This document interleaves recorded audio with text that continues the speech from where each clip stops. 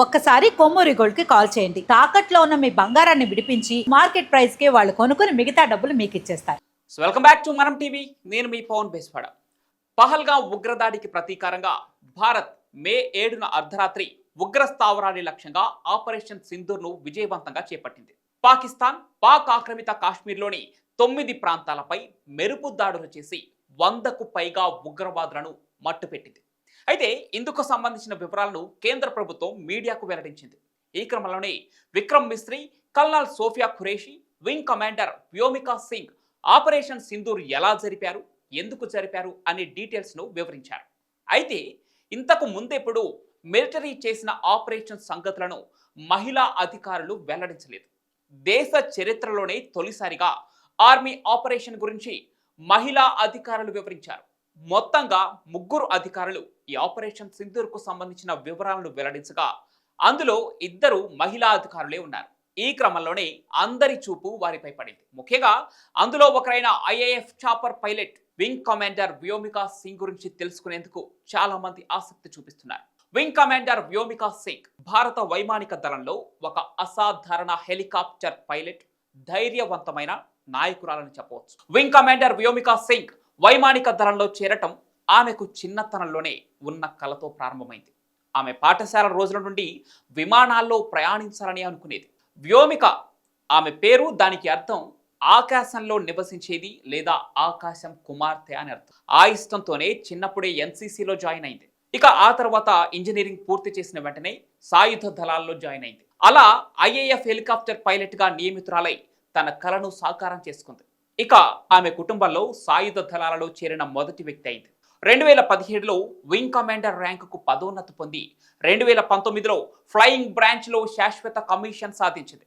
ఈ ప్రయాణంలో వ్యోమిక 2500 గంటలకు పైగా ఫ్లయింగ్ అనుభవాన్ని సంపాదించింది. చేతక్, చీతా హెలికాప్టర్లను జమ్మూ కాశ్మీర్, ఈశాన్య భారతదేశం వంటి అత్యంత సవాల్తో కూడిన ప్రాంతాల్లోనూ నడిపి అపార అనుభవం సాధించింది. ఇక వ్యోమిక కెరీర్లోనే రెస్క్యూ మిషన్స్ ఒక విశిష్టమైన అధ్యాయం అని చెప్పవచ్చు. 2020లో అరుణాచల్ ప్రదేశ్లో కఠిన వాతావరణంలో అధిక ఎత్తులో ఒక కీలక రెస్క్యూ మిషన్లో వ్యోమిక చూపిన నైపుణ్యం, ధైర్యం ఆమెను సిగ్నల్ ఆఫీసర్ ఇన్ చీఫ్ నుండి ప్రశంసలు అందుకునేలా చేసింది. ఈశాన్య భారతదేశంలో వరద సహాయక చర్యల్లో కూడా వ్యోమిక అనేక సేవలు అందించింది. ఆ తర్వాత ఏడాది 21,650 అడుగుల ఎత్తైన మౌంట్ మణిరాంగ్కు ట్రై సర్వీసెస్ ఆల్ ఉమెన్ పర్వతారోహణ యాత్రలో పాల్గొన్నారు.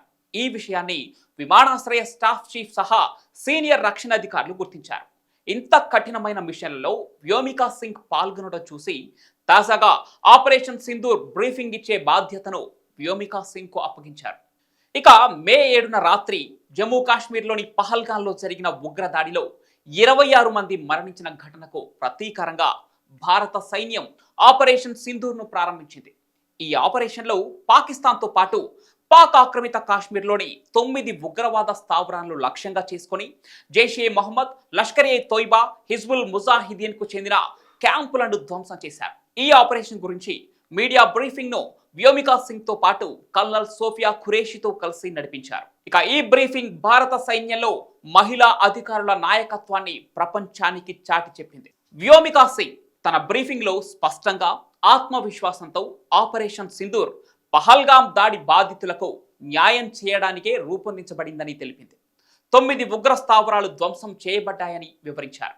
పౌరులకు హాని కలగకుండా, సివిలియన్ ఇన్ఫ్రాస్ట్రక్చర్ కు నష్టం జరగకుండా జాగ్రత్తలు తీసుకున్నామని చెప్పుకొచ్చింది. ఆపరేషన్ సింధూర్ బ్రీఫింగ్ ఒక సాంకేతిక విజయం మాత్రమే కాదు, భారత సైన్యంలో లింగ సమానత్వంతో పాటు మహిళలు పెరుగుతున్న పాత్రను సూచించే ఒక సాంస్కృతిక మైలురాయి అనడంలో ఎలాంటి సందేహం లేదు.